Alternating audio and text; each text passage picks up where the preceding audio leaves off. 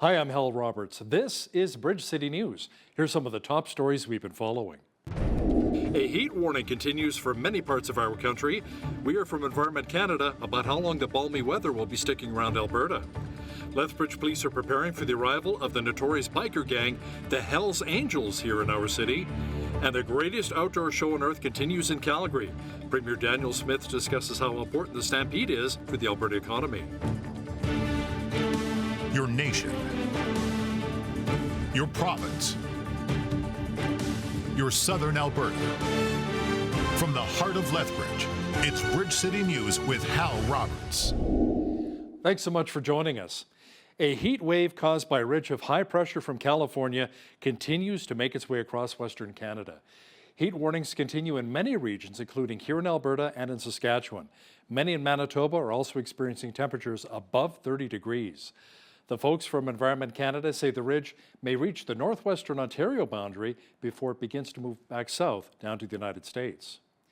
European tourists at a downtown Vancouver ice cream shop say they've never expected Canada to be this hot. BC has been sweltering under a heat wave that has sent many records tumbling. I did not know Canada from the snow, how do you say, August. From the heat and stuff, like Canada is more like snow and rain, but not like the heat. Yes. I expect that it will be more cold and rain indefinitely. And now it's seriously nice weather. Oh, in Italy in this day it's raining, pouring, and there are storms. So it was actually very cold for being summer. Yeah, you know, a lot of the West is seeing extreme heat right now. Alyssa Peterson from Environment Canada says the high temperatures are being felt in many regions. She says various heat records are also being broken. Heat records for daily records are actually kind of interesting, especially in southern Alberta, given that we have, even for heat warnings, which we do have out right now, their criteria in southern Alberta is different than it is for the rest of the province, just because of how frequent you do get hot temperatures down in that area. So, for example, like Lethbridge, the heat warning criteria is 32 degrees for 2 consecutive days with overnight lows of 16 degrees. And so this saying, if we look at the records for parts of southern Alberta, Lethbridge, the records for these days are somewhere in that 35 to 37.8. So it makes it a little bit challenging because yes, we are very, very hot. But any given day may or may not break a record just because records down in southern Alberta are so strong usually. Well, Jeanette Rocher is back from her holidays with a nice looking tan and is in now with an early peek at the forecast. Jeanette, it's safe to say that it's really important right now to be well hydrated, wear a hat, sunglasses, and load up on the sunscreen. Are we getting close to setting any records here in Lethbridge? Well, Hal, the record for heat on this day was actually 39.4 degrees, so almost 40 degrees, and that was set back in 1973. So today's high, 35 degrees. We didn't quite get there for a record breaker. However, tomorrow, 35 degrees is expected on Thursday, and that happened to be the record-breaking temperature on that day, and that happened back in 2002. So if we reach 35 degrees, we could at least tie that record. And to answer your questions, yes, please load up on the sunscreen, especially the water, particularly if you're heading out to Stampede this week. And I'll be back later in the show to give you that full 7-day forecast. It's going to be a hot one. Great. Thanks so much, Jeanette. You know, with Lethbridge in the midst of a summer heat wave, community agencies are doing their part to ensure our city's most vulnerable stay hydrated. Currently, local food banks are holding a water drive to satisfy the need for safe water in the heat of the summer. BCN's Brett Brown has more. Safe drinking water is essential to the city's most vulnerable, especially when temperatures climb into the 30s. During the summer, local food banks collect and store donated bottled water. A group of 9 community partners then ensure it gets distributed to those who need it most. Executive Director of the Interfaith Food Bank, Danielle McIntyre, says the program fulfills an important need in the community. And Lethbridge consistently experiences situations where individuals and families are not always able to escape the heat. So it's important that our groups work together to be able to make sure that if we can't escape the heat, we can at least keep people hydrated.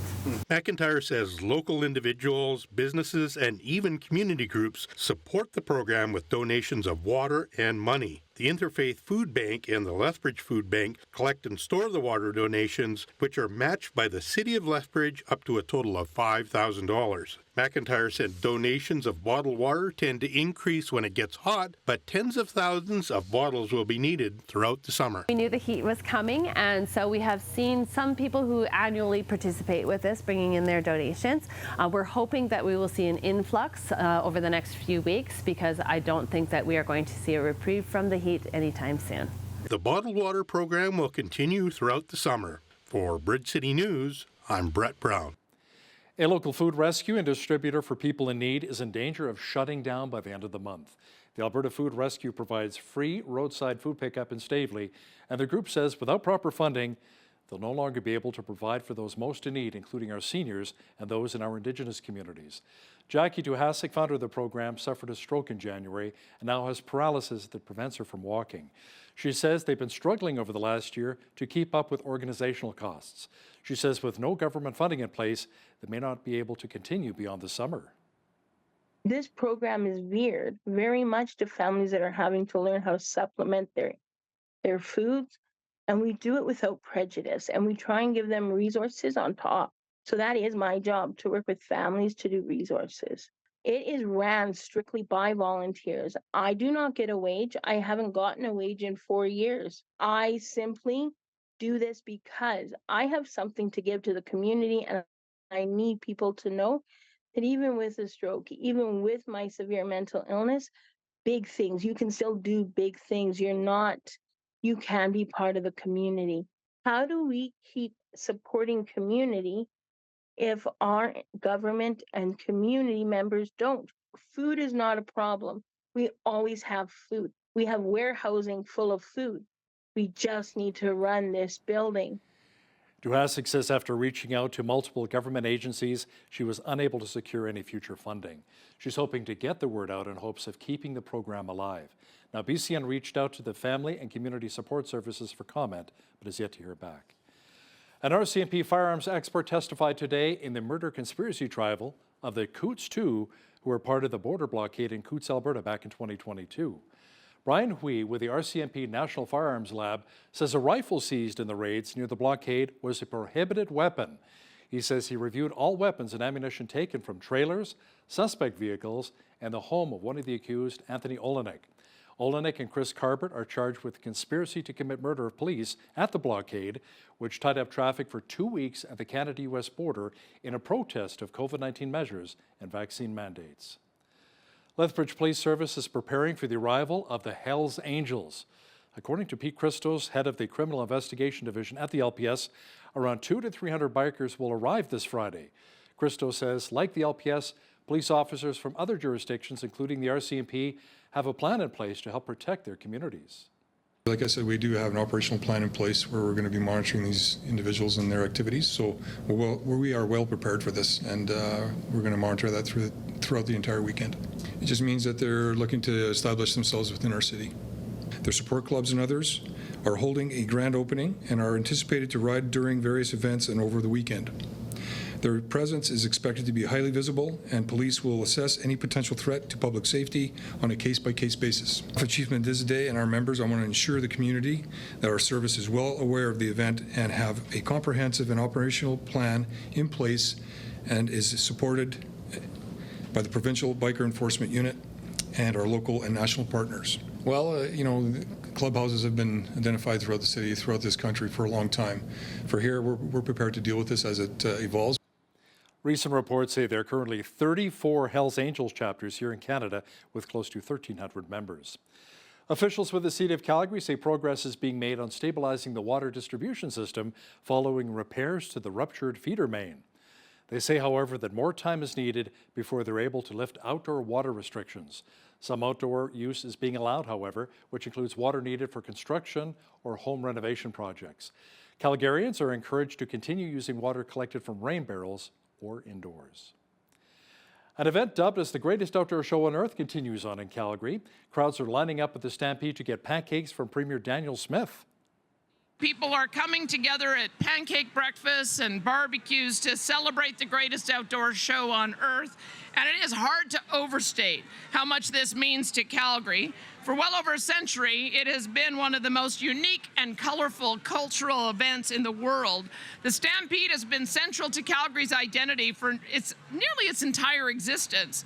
And people might find it surprising that a 10-day party is one of the things that Calgary is best known for. But it's because this is a town that is famous for its grit and its hard work. But the Stampede fever that grips the city every summer proves that Calgarians, we know how to let loose too. Because Stampede doesn't just bring Calgarians together, it draws people from across the province, across the country, and from around the world. The greatest outdoor show on earth will continue until July the 14th. A recent poll says not much has changed when it comes to support for the Alberta NDP now that Naheed Nenshi has taken over from Rachel Notley. According to our legislative reporter Tyler Dawson, the governing UCP still has a commanding 14-point lead over our province's official opposition. Nenshi and the new NDP have not made up a considerable amount of ground in the last couple weeks. Now, it's obviously early days, but they still have about a 14-point lead behind the UCP. I think the UCP would get about 54% of the vote and the NDP would get about 40% of the vote. Those are about the same numbers as it was several months ago. I think the last time this polling firm did polling on this was in March. So there basically just hasn't been a big change in the overall sort of vote proportions that would go to each party. Tyler Dawson will also have details as to what kind of a reception both Naheed Nenshi and Premier Daniel Smith received during their recent pancake breakfasts at the Calgary Stampede. That's coming up after business news. The lack of childcare spaces here in Alberta continues to be a concern for many. Susan Cake, chair with Childcare Now Alberta, says the province doesn't have adequate space for kids who need daycare. She also says that as of 2021, when the federal provincial childcare agreement was originally signed to reduce childcare fees by more than 50%, Alberta only had around spaces for 26% of kids here in the province. This comes from years of neglecting this area and not funding it appropriately. And then that in combination with the influx of population that Alberta's had means there's even more stress. A few things. So first, it was not affordable. So people weren't trying to sign up for it or seek it out because they knew that it wasn't affordable for their family. So early childhood educators, they tend not to have the best wages. They don't have the best working conditions. And Alberta has been very hesitant to improve that with the federal money. We've seen other provinces make really big improvements, and Alberta really seems to be dragging its feet. So some of the other provinces, they have wage grids that are increasing the wages of ECEs. They're also providing health benefits and dental benefits. And some provinces have introduced defined benefit pension plans. According to the Alberta government, the province is advancing the development of the Space Creation Grant that will help to build more than 68,000 new licensed spaces by 2026. That includes 42,500 nonprofit spaces and 26,000 private spaces. The University of Lethbridge will be highly represented at this year's Summer Games in Paris. 12 from the Lethbridge area are headed to France to represent Canada on the big stage.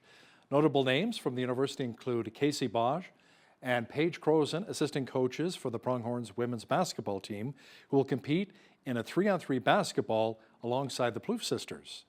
It's been really fun, I guess, to watch Paige and Casey and their teammates over the last year. Just last weekend, they're coming off a win in Edmonton at a 3-on-3 tournament. So it's been fun to watch, their rise, and really excited for them to be named to Team Canada for the 3x3 in Paris. Pronghorns track coach Larry Steinke will participate in his 6th Olympics as team coach, and former Pronghorns Sarah Orban and Apollo Hess will compete in track cycling and swimming respectively. Outside of the university, Kiara Wardley from Vulcan was named to the national women's rugby team heading to Paris on Wednesday morning, further extending Southern Alberta's reach into the Olympics this year. The Summer Games will begin on July the 26th. Good luck going out to all the athletes. Prime Minister Justin Trudeau is meeting with business groups while in Washington, D.C. for the NATO summit. The PM most recently met with Joshua Bolton, the CEO of Business Roundtable, an association of CEOs, to speak about the deep economic ties between Canada and the United States. A few years ago when we were renegotiating NAFTA, I used the stat that $2 billion worth of trade crosses our border every single day, and that's why it's important to make sure that everything is continuing to flow smoothly. But as I was re-upping those numbers, it's now $3.5 billion a day that crosses that border. And that really shows, since the renegotiation, how much we have deepened not just trade, but record levels of foreign direct investment, record levels of business partnering, as we look at the need for friendshoring, as we need to look to a more uncertain world, and the need to do even more together than before. And the Business Council has been a tremendous ally all along in creating the kind of growth and opportunity that is so necessary to both of our countries. McGill University in Montreal has closed down its downtown campus as police descended in large numbers to clear out a pro-Palestinian encampment. Now, some of the police, who were dressed in riot gear, cordoned off streets leading to the site, while a crowd of demonstrators gathered by the police line. I saw McGill shamelessly use its private company to evict its students from their campus. That the students are allowed to be on McGill campus as they pay tuition. They are McGill students, and the McGill administration used a private company to evict them from protesting against McGill's complicity in a genocide. There are people still at the encampment who are steadfast. As we speak, the police have not, and the private police have not still dismantled the encampment. It seems that they are quite disorganized. The union representing Ontario liquor store owners has ramped up pressure in a 5-day-old strike with no talks planned to hammer out a deal. Thousands of workers at the Liquor Control Board of Ontario have walked off the job. Right now, the LCBO is on strike as we're trying to have a new contract that increases our permanent employees, takes our living wages up to what they should be, commensurate with what we need in order to survive, just like anyone else. We have issues with the amount of privatization that's going on. Calling off talks, which was done by the mediator, not by the LCBO, was the right decision.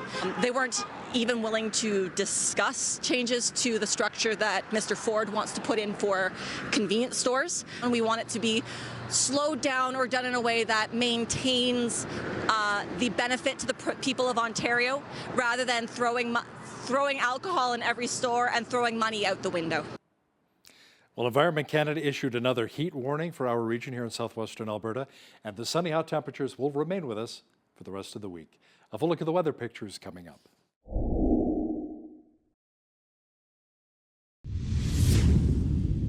It was another scorcher today across much of southwestern Alberta. Jeanette Rocher is now with all of the weather details. Jeanette, the heat warning continued for our region from Environment Canada. Will the 30-plus degree temperatures continue for the rest of the week? Yes, this long duration heat event continues with most of Alberta seeing the hottest temperatures today, with many cities seeing a high of 37 degrees. Here in Lethbridge, we saw that 35 degrees. And it is going to continue, particularly for Lethbridge. We're looking at this 7-day forecast. We're going to see a bit of a reprieve there. Not much, though, but seeing those 20s again. High of 35 degrees on Thursday, which, by the way, was the record breaker back in 2002. We could get there again.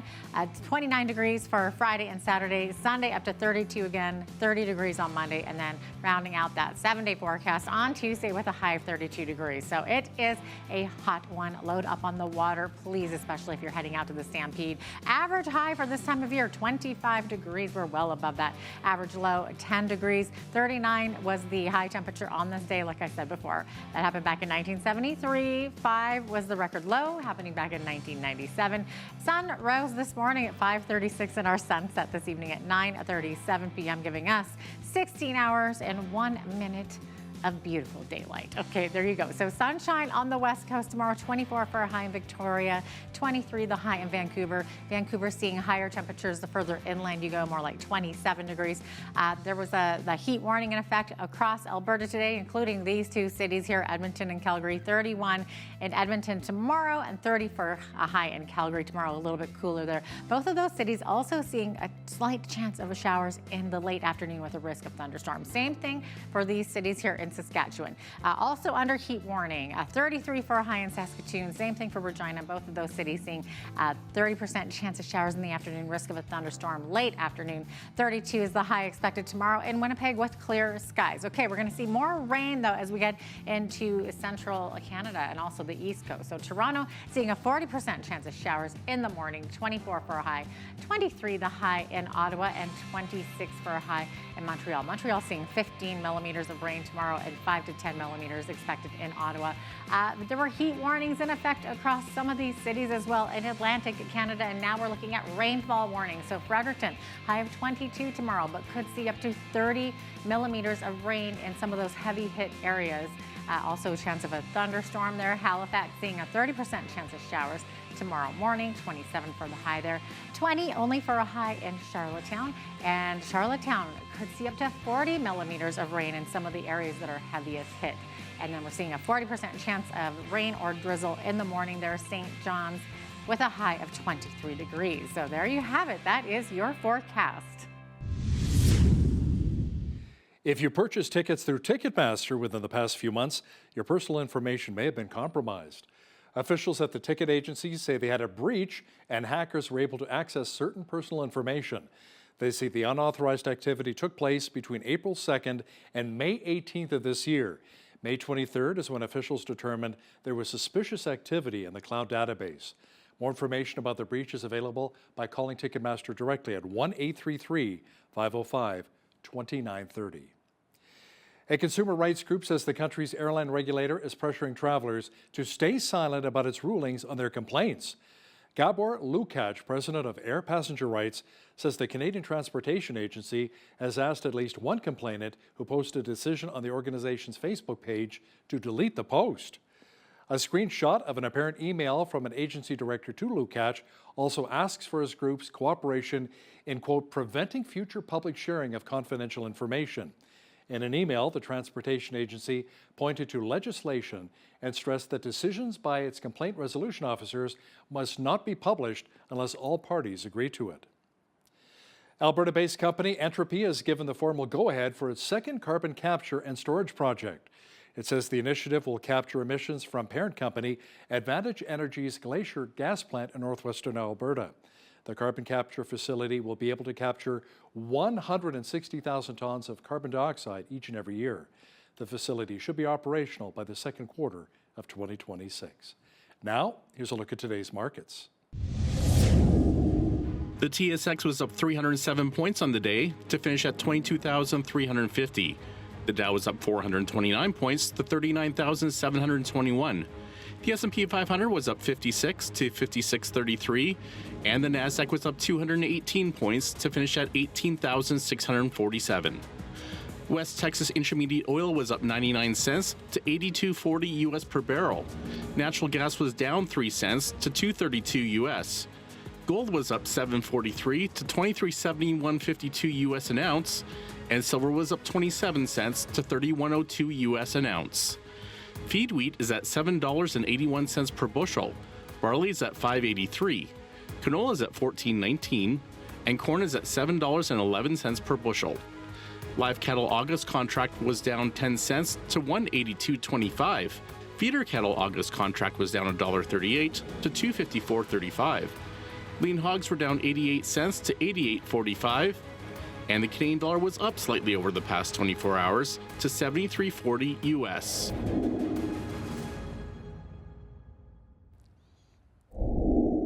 Recapping one of our top stories now, Lethbridge police have issued a warning that close to 300 Hells Angels motorcyclists will be rolling into Lethbridge on Friday. Police say the notorious biker gang is looking at potentially setting up a chapter here in our city. We'll have more information for you as this story develops. The Alberta government struck an advisory committee to evaluate how our province will recognize foreign credentials. As our legislative reporter Tyler Dawson explained shortly, that will allow an opportunity for more foreign-trained doctors to set up shop here in our province. Listen, when you see news happening in your community, be sure to send us an email at info@bridgecitynews.ca. Also, be sure to visit our website anytime to check out a number of stories and interviews.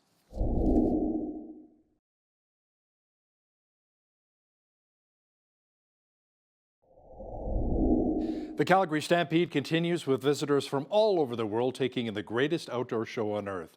There are also some provincial politicians there drumming up a little support, kissing babies and shaking hands. Now to chat about this in more detail is our legislative reporter and the Alberta correspondent for the National Post, Tyler Dawson, who joins us from our provincial capital in Edmonton. Tyler, it appears as though Premier Daniel Smith and newly elected NDP leader Naheed Nenshi have been gaining thousands of supporters at a lot of their Stampede events. They have, yeah. And, the events are generally pretty well attended, but what they're saying certainly is that they're seeing even more people than previous years. Nenshi, holding his first event as NDP leader, brought out, I think staff said about 4,000 people came out to his event and to hear him speak. And Danielle Smith had a pretty big turnout as well. She was welcoming some American politicians and stuff like that in town to have meetings and all that. So, it's sort of a regular part of the summer circuit for politicians, whether you're a federal politician or a provincial politician. The NDP caucus, for example, for sure has been out at some of Nenshi's events, and it's it's a chance for them to meet with supporters and meet people who are maybe not supporters. And also the networking is such a huge part of the Calgary Stampede. There's lobby firms and law firms and businesses that put on parties and events and things like that. So it's really just a big opportunity for everyone to schmooze if they so desire. And like I said, an integral part of that summer circuit. And what better place is there to do that than in the sun in Calgary on a lovely July week or so? Absolutely. And this is nothing new for Naheed Nenshi. He used to be the former Calgary mayor, so he has his fair share of Stampedes under his belt buckle there. Now, has Naheed Nenshi talked any further about the potential of severing ties with the federal NDP, kind of distancing themselves a little bit now that he's leader? Yeah, it's a good question, and it hasn't come up all that much, I don't think. I think it's a conversation that's going to happen. It's unavoidable at this point, and some of the polling suggests that might actually improve the NDP fortunes. So it wouldn't surprise me. Well, we'll certainly hear more about it. At this point, I think there's maybe some other priorities for the New Democrats getting out there and introducing themselves to people. And what I was about to say too, that Calgary it's likely going to be the battleground in the next election. That's really where the election was decided in 2023, I guess it was. And I think there's every reason to expect that's where we'll see that battle again. And Nenshi, as you said, he's had Stampedes before as mayor of Calgary. He's been around in Calgary for a long time, but he's a new face on the provincial scene, and he needs to reintroduce himself to Calgary voters. He was not the world's most popular mayor when he left the mayor's office, and Calgarians, I think, feel like they know him and know his record. And for some Calgarians, that's a very, very good thing. For other Calgarians, that's a very, very bad thing. And so he's, I think, got some work to do in Calgary. Edmonton, of course, tends to be an NDP stronghold, but we also don't have, 11 years or whatever it was of him as our mayor. So there's going to be some work to be done in Edmonton and Calgary. And, I think the rural areas are maybe largely a write-off for the New Democrats, and that is what it is. But it's important for him in particular, I think, to be at all of these events, as many as he can possibly, squeeze in to let people know who he is, reassure people that he isn't the person that the UCP says he is, because, of course, they've also launched a major attack ad campaign against him. So, Tyler, any more talk here in Lethbridge about a potential by-election? Has Premier Smith maybe said anything since Shannon Phillips stepped down as the representative for NDP Lethbridge West? Yeah, not that I've seen, actually, but it's got to be coming up soon. I think there's 6 or 8 weeks or something like that to make the announcement of when that by-election will happen. And then I would expect it to be held maybe towards the fall, when people are sort of back in the office, so to speak. Nobody shows up to a summer by-election, certainly, let alone a summer general election campaign. No one shows up to those either. So I would expect to hear more about that ahead, and that's going to be a really important one to watch. I think we've talked about this before, that it's going to be a chance for the NDP to show they can hold on to a seat that's going to be pretty heavily contested. It's a big loss of a prominent member of the NDP caucus, and they're going to want to keep that seat. And Nenshi's going to want to show that he can be competitive in ridings outside of Edmonton and parts of Calgary. So it's going to be, there's a lot of talk sometimes about by-elections being a bellwether or taking the temperature of the parties, showing us how the winds are blowing in politics. Sometimes that's true. The case of the recent by-election in Toronto that the Conservatives won when the Liberals had held it for the last, 15 or 20 years maybe. And this is, I think, going to be another one. This will really show what the NDP has got under its belt when it comes to actually winning elections.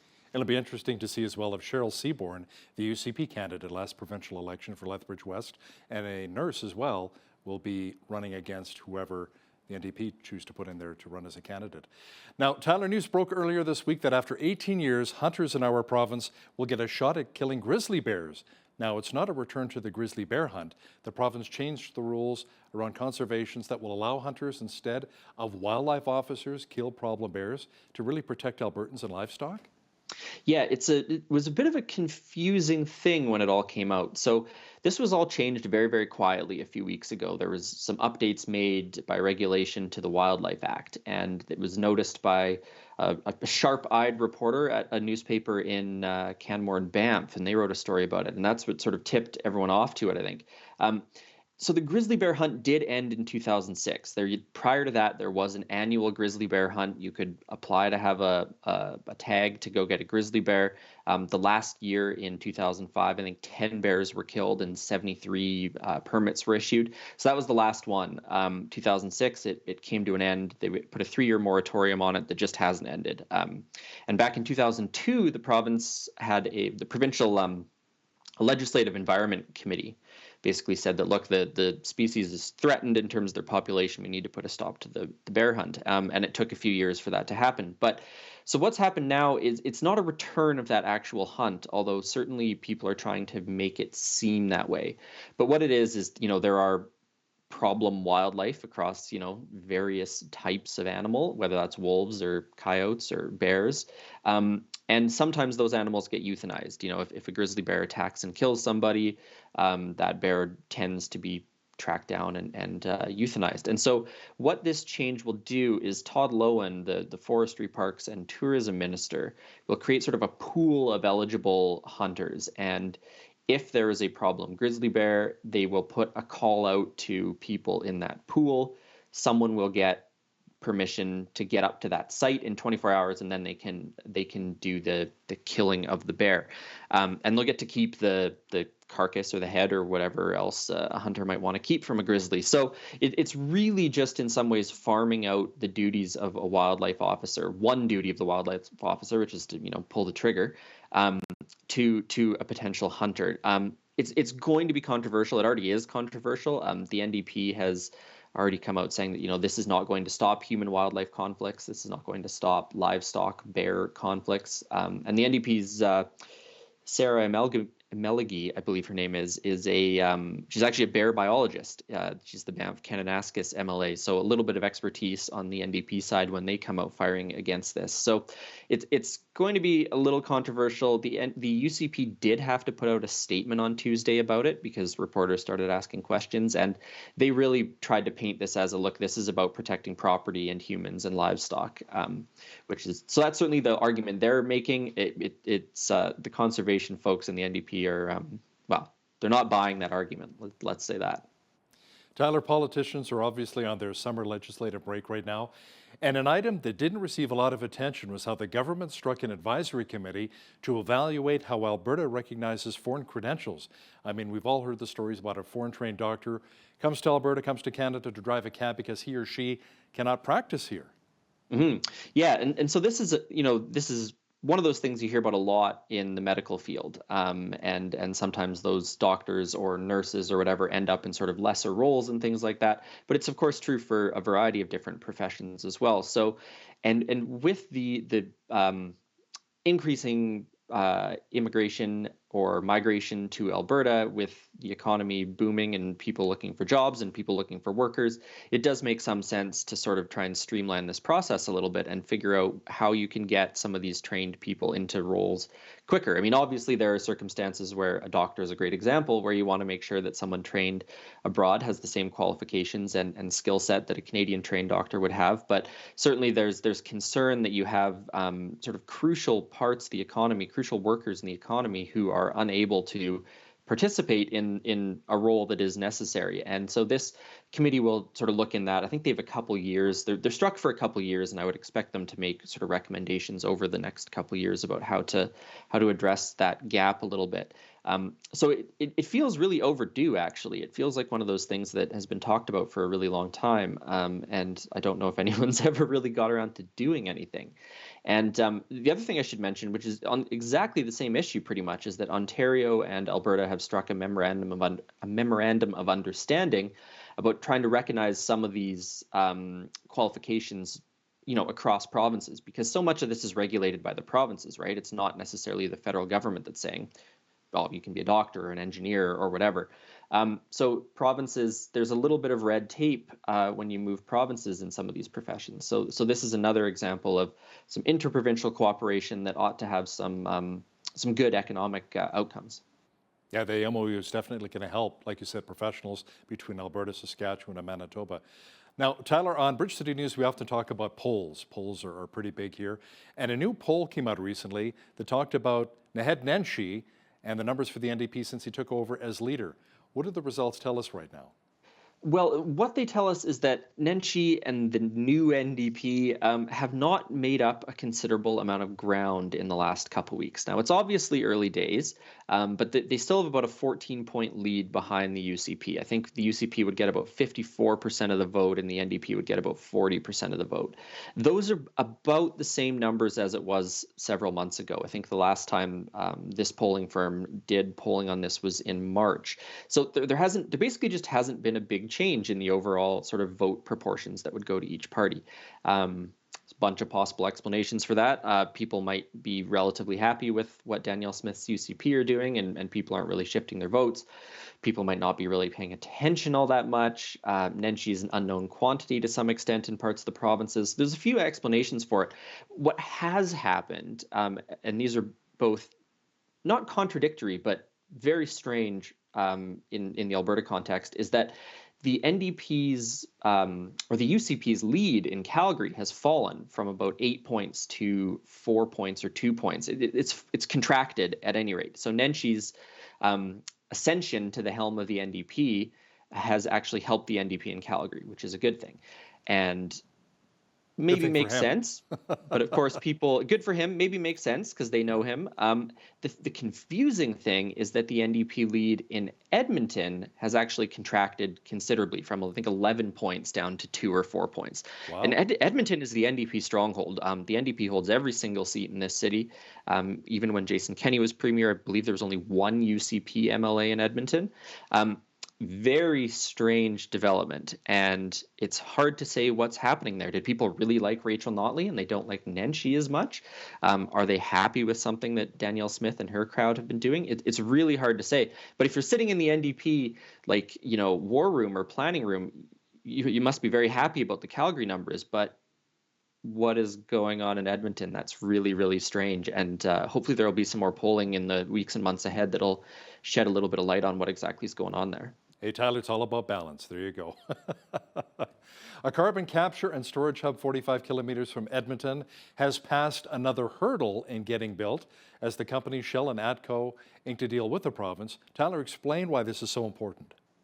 Well, it's important because it's moving through the process of going from, a concept, an idea, to actually getting some of the federal approvals to get built.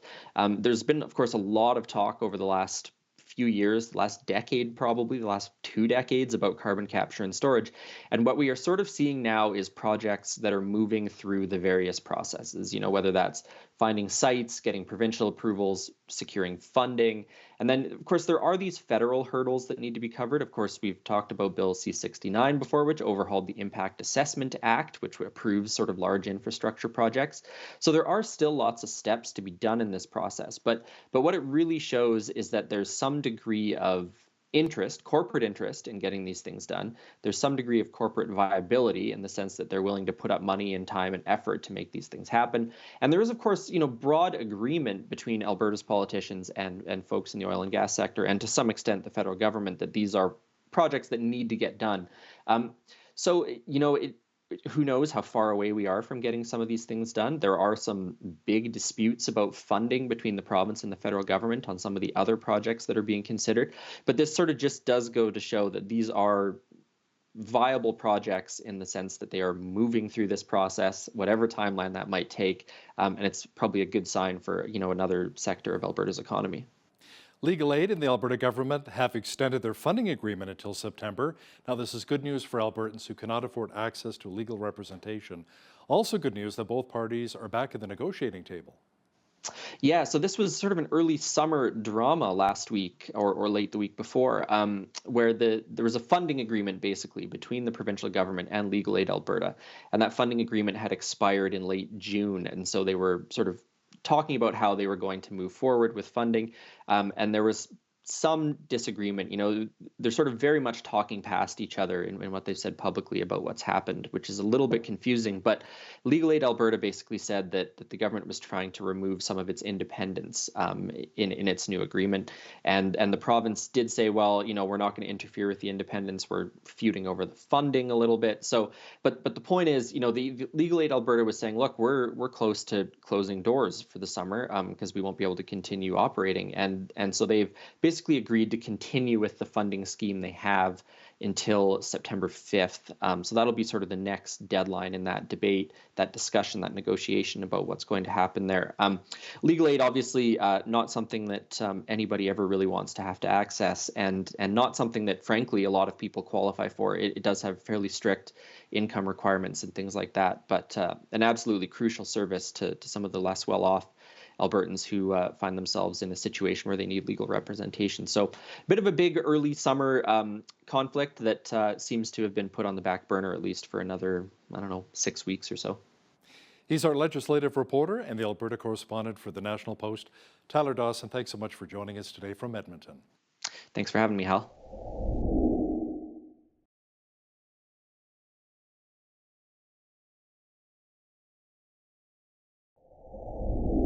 A recent study turned up some interesting results about what Canadian Christians actually believe. The study investigates if these beliefs are consistent with what an individual's Christian denomination belief is and if they match what the Bible teaches. So joining me from Ottawa is Reverend Dr. Andrew Bennett. He is the Faith Communities Program Director at Cardis, a Christian think tank, and the author of the study, Still Christian? What Canadian Christians Actually Believe. Welcome back to Bridge City News, Dr. Bennett. Great to have you on again. Thank you very much. It's wonderful to be with you. Absolutely. Okay, so maybe tell us how you did the research for this study. You partnered with the Angus Reid Institute, right? That's right. So we've had a long-standing partnership with the Angus Reid Institute going back about 7 years. They are our survey partners. So we developed the questionnaire in counterpart with them. And so the questionnaire really asks, first of all, we get people to tick the box. You know, what are you? Are you a Catholic? Are you an Anglican? Are you an evangelical? And if you're an evangelical, what type of evangelical Christian? Then we ask people a series of 7 questions through which we can sort of establish, okay, how religiously committed are you? How evangelical are you? How Catholic are you? And those questions are more than simply, do you go to church? We ask people whether they believe in God or a higher power. We ask them, do you read the Bible regularly? Do you have an experience of God in your life? Do you want your children educated according to your faith tradition? And then that gives us a sense of how committed they are. Then what we did in this study is we posed 20 statements, some of which touched on doctrinal matters, so what churches teach, and some looking at moral questions. And we asked people to either agree or disagree with those statements, and they could agree or disagree strongly or somewhat. And so we had a sample size of just over 2,000 Canadians, of which just over 50% were Christians. And then that broke down into the 3 main groups that we looked at were Catholics, mainline Protestants, and then evangelicals. And that's as defined by Statistics Canada. Okay. Now, in your research, you said 81% of evangelicals believe the resurrection of Jesus as a historical event, but only 48% of Catholics and 55% of mainline Protestants hold that belief. So that's a big disconnect, isn't it? It's a major problem. The question I think we have to look at first is, how is a person an evangelical Christian? How is someone a Catholic? How is someone a member of a mainline Protestant denomination? With evangelical Christianity, it's a fairly cut and dry understanding. You're either in or you're not. So you're either fully in, you're committed to your particular evangelical denomination, or you're not. Former evangelical Christians typically don't call themselves evangelicals still, whereas there are a lot of Anglicans, Presbyterians, and certainly Catholics who are baptized in that church or those denominations, but they've lapsed, so to speak. They don't go regularly to church. They're probably not reading the Bible often. But they're still kind of in the family, right? So we had the Archbishop Emeritus of Toronto, Cardinal Thomas Collins, speak to us at the launch event for the report. And he said, if someone asks the Archbishop of Toronto, how many Catholics are there in Toronto? He'll reply, 2 million. But how many of those go to church on a regular basis? Maybe 300,000. So there's a different way in being evangelical as opposed to how Catholics are and mainline Protestants are. Now, that being said, the fact that barely half of Catholics and mainline Protestants believe that the central truth of the Christian faith, that Jesus Christ rose from the dead on the third day for our salvation, that only half of them believe that that's an actual historical fact, is quite shocking. It points to a significant deficiency, I would say, in not only them being catechized, being instructed in their faith, but also just basic evangelization, asking the question that's so essential, who is Jesus Christ? And so I think we need to, maybe in a future study, dig into that a little bit deeper. Why is there this profound incoherence between someone who ticks the box and says, I'm a Catholic, but then half of them will say, well, I don't actually believe that the resurrection is a historical fact. Why is that? This survey doesn't really point to that specifically, but we can certainly come up with some hypotheses that we'd like to explore later. Yeah, I mean, I find this research of yours interesting. You called it shocking before we hit record there. But another finding was that 65% of evangelicals disagreed that Christian moral teachings should evolve with changes in society's attitudes, whereas 72% of Catholics and 61% of mainline Protestants agreed. So in other words, a majority of Catholics and mainline Protestants believe God's moral values are subject to changes imposed by modern society. Yeah, again, this is a major challenge, and I think it reflects the nature of let's say, the ocean that all of us are swimming in. Evangelical Christians, in part because of this distinction I mentioned earlier, where if you're an evangelical Christian, you're either in or you're out, you're going to see higher numbers of evangelicals disagreeing with this statement. But for those Catholics and mainline Protestants who, again, tick the box, that's what I am, how faithful I am, well, that's another matter. But these, like all of us, we're swimming in a sea of secularism. And the main sort of secular ideas that we inhabit and that we live with in Canada, even as Christians, are that truth is not objective, truth is relative. That you can have your truth, I can have my truth. Well, of course, from a Christian perspective, that's nonsensical. We believe that truth is not a set of ideas that fluctuates with the age or that changes with the wind, but rather truth is a person. Truth is Jesus Christ. But when we kind of divorce ourselves from that objective reality of what is truth, Pontius Pilate's eternal question, what is truth? When we divorce ourselves from that and we see truth as something that is subjective, all about me and not objective, existing despite what my opinions might be, we can get into this situation where we think, oh, well, I mean, if society thinks that something is true or something that is good, or the law, for example, says that euthanasia is okay, or same-sex marriage is okay, or some of the real hot-button issues of our day, if the law says that that's true, well, then it must be true. And so people accept that without looking at it, through the lens of Christian tradition or through the lens of an anthropology, how we understand the human person that is informed by Christ. And so I think, again, Catholics and Protestants, mainline Protestants, have been more willing, unfortunately, to embrace that subjectivism, that individual autonomy that exists in the secular world, again, by I think not being as well formed as they could be in their own Christian tradition. Okay, well, one of the part of the study that I found most surprising was a finding that younger Canadian Christians display a stronger commitment to the teachings and practices of their faith compared to older generations. So can you maybe unpack that for us a little bit? Certainly, what we found consistently across various of the doctrinal questions and some of the moral questions is that in the 18 to 34 age cohort, there is both, and we know this from past studies we did with the Angus Reid Institute, there's a greater percentage of people in that age group who are not religious. They're not religiously engaged at all, much higher than the general population. But there's also a larger number of them, often to a degree of up to 5 or 6%, if memory serves me, who are more religiously committed than their parents' generation or their grandparents' generation. So why is this?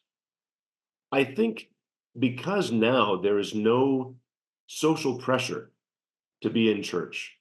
There's no cultural reality that says, well, to be a good person, to be a faithful person, you need to be a Christian, or whatever the argument might be. That's no longer present. The world is telling most people, well, you don't need to be a Christian to be a good person. You don't have to believe in an objective truth to live a full and rich human life. But what we're seeing is that more and more young people are challenging that view of the world, that sort of secular, individualistic, materialistic view of the world, and saying, well, that hasn't done me much good. And I'm looking for something that is true. I want something that is not about me, but about something transcendent that goes beyond me, that I can enter into and live authentically and with integrity. And so I think we're seeing maybe the dawn of a new religious age, especially amongst younger Canadians.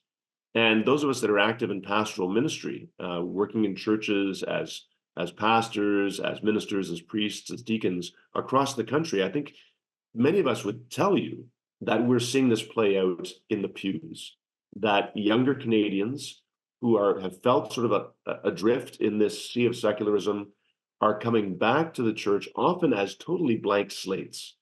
They don't really know much about Christianity, but when they discover a Christian faith that is lived authentically and with great integrity, they gravitate towards it like moths to a flame, and they want to live it out fully. And so I think this survey again reveals that they want to live something that is true, not something that is relativistic. Mm-hmm. Were there any other findings that surprised you with this? I was a little bit surprised. We asked a question about whether the government or the church is the primary sort of keeper of people, as the primary purveyor of social services. Should the government be doing that, or does the church have a particular responsibility to care for the poor, to help the elderly, to visit those in prison, everything that's mentioned in the gospel? And again, there's a significant cleavage between evangelical Christians and then mainline Protestants and Catholics on the other side. But even still, there was certainly a significant number of evangelicals who bought into this idea that no, government has the primary responsibility for social justice, if we want to use that language, or has the particular responsibility for charitable works. Well, government can have some role, and it's important that government have that role, but the church also has a role. And the church and government need to work together, as they have for many, many decades, to fulfill the needs of society. But it can't just be government, because government often is not able to get to the most local level where people need the greatest care. It's the churches and other religious communities that are running the 12-step programs in the church basement, or the refugee resettlement programs, or providing care for new mothers, or helping people with English as a second language, or the Boy Scouts or the Girl Guides. I think most Canadians know that in their local community, there are various churches and perhaps synagogues and gurdwaras that are fulfilling those roles. I wrote an article some years ago that was entitled, "Will the State Hug Me When I Die?" No, because the state can't do that. That's not the role of the state.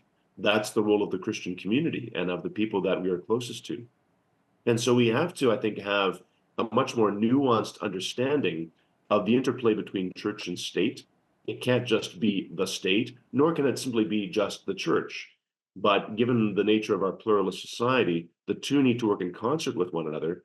But as Christians, we know that as members of the body of Christ, as members of the church, we have a particular responsibility, as our Savior calls us, to care for the poor, the sick, the marginalized, those in prison, and so forth. Was there much of a difference between how the three different groups responded to that one? Did you notice a variation, or was it just kind of the same? Again, there was that similar cleavage between evangelical Christians who were largely a little bit concerned about placing the state first, but mainline Protestants and Catholics really have sort of accepted what we might call a statist idea, that the state is ultimately responsible for caring for those in need. And I think that's troubling. I think it's a misunderstanding of how there needs to be that dialogue between church and state. There needs to be coordination and cooperation between church and state. And this has major impacts on current policy debates in this country. So, for example, should faith communities, should charitable institutions that are faith-based have charitable status? Should they be able to issue tax receipts? Is the advancement of religion, which has been a core form of charity, of charitable activity for centuries, should that still be enshrined in law? And I think as Christians, we recognize what Christians do in the world and other faith communities do. And so I think we need to, again, ensure that we have a right understanding of that relationship between church and state. So really quickly, what are the takeaways from this study? What can we learn from this? Well, I think the first thing to say is that we should not, although it's shocking, some of these findings, I don't think we should go running around as Christians and as Christian leaders with a sort of the sky is falling attitude, or the end is nigh. I don't think that's helpful. Rather, I think we need to see this as an opportunity to rethink, what are we doing? How do we evangelize people? How do we catechize or instruct people in the faith, from preschoolers all the way up to adults? And how do we support people in living a public faith when they are challenged by what the world offers? How do they offer an effective Christian response to that? And I think that this study should be a clarion call, should be a wake-up call to us as Christian leaders and as faithful Christians, that we need to pull up our socks and think of new ways to live out our Christian life and to instruct people, inform people in the faith, and therefore proclaim the gospel in the world. All right, looks like we're out of time here, but thanks so much for joining us today, Dr. Bennett. Great to have you on. Thank you. Dr. Andrew Bennett is the Faith Communities Program Director at Cardis and the author of the study, Still Christian? What Canadian Christians Actually Believe. You can read the entire study online at www.cardis.ca. I'm Jeanette Roche on behalf of all of us here at Bridge City News. Thanks so much for joining us.